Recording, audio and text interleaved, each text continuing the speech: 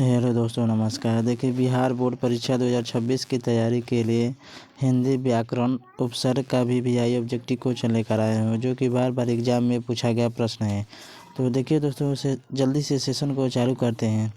देखिए, आज का हमारा पहला प्रश्न है, अधिकार शब्द में कौन उपसर्ग है? 2021 में पूछा गया प्रश्न है। ए अ, बी अध, सी अधि, डी अधि।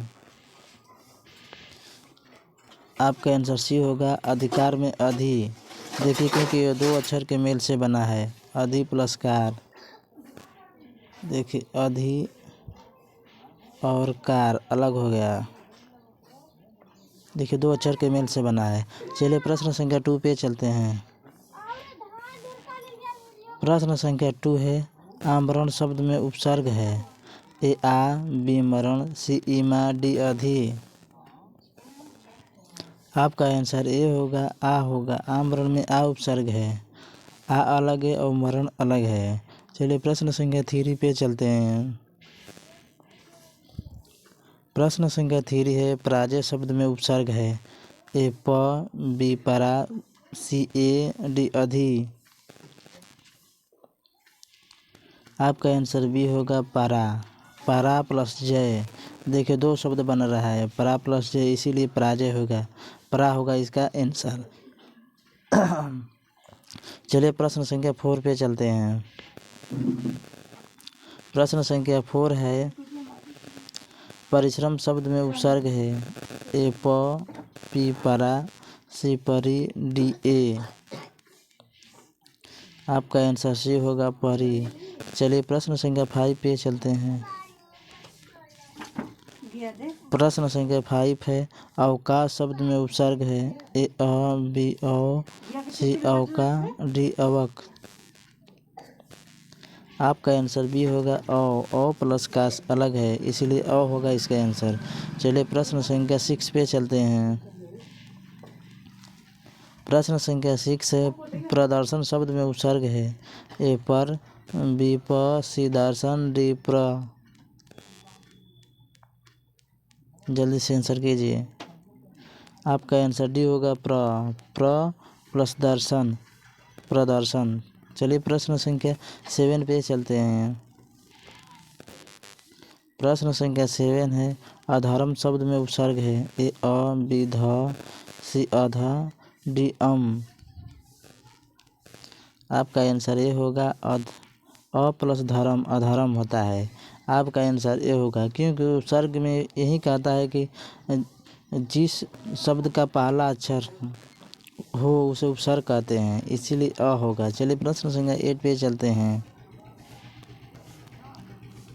प्रश्न संख्या 8 है, अनुज शब्द में उपसर्ग है। ए अ, बी अनु, सी अज, डी अनु। आपका आंसर डी होगा, अनु प्लस ज होता है अनुज, इसलिए आपका आंसर डी होगा, अनु। चलिए प्रश्न संख्या 9 पे चलते हैं। प्रश्न संख्या 9 है, निर्जन शब्द में उपसर्ग है। ए नी, बी नीर, सी नी, डी नीर। जल्दी से आंसर कीजिए। निर्जन शब्द में उपसर्ग कौन सा होता है? निर्जन शब्द में कौन सा उपसर्ग होता है? आपका आंसर बी होगा, नीर। चलिए प्रश्न संख्या 10 पे चलते हैं। प्रश्न संख्या 10 है, अत्याचार शब्द में उपसर्ग है। ए अत, बी अति, सी अत्या, डी अति। आपका आंसर सी होगा, अत्या प्लस 4 अत्याचार होता है। चलिए प्रश्न संख्या 11 पे चलते हैं। प्रश्न संख्या 11 है, अनपढ़ शब्द में उपसर्ग है। ए अ, बी अन, सी उप, डी अधा। आपका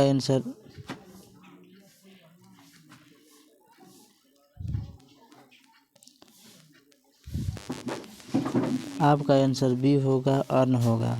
अनपढ़ में अन उपसर्ग होता है। चलिए प्रश्न संख्या 12 पे चलते हैं। प्रश्न संख्या 12 है, अपमान शब्द में उपसर्ग है। ए अ, बी अप, सी मान, डी आ। आपका आंसर बी होगा, अप। चलिए प्रश्न संख्या 13 पे चलते हैं। प्रश्न संख्या 13 है, कमजोर शब्द में उपसर्ग है। ए क, बी, नी, सी कमज, डी कम। आपका आंसर डी होगा कम। कम प्लस जोर होता है कमजोर। चलिए प्रश्न संख्या 14 पे चलते हैं। प्रश्न संख्या 14 है, नियम शब्द में उपसर्ग है। ए नी, बी नियत, सी निय, डी यम। आपका आंसर ए होगा, नी प्लस यम होता है नियम।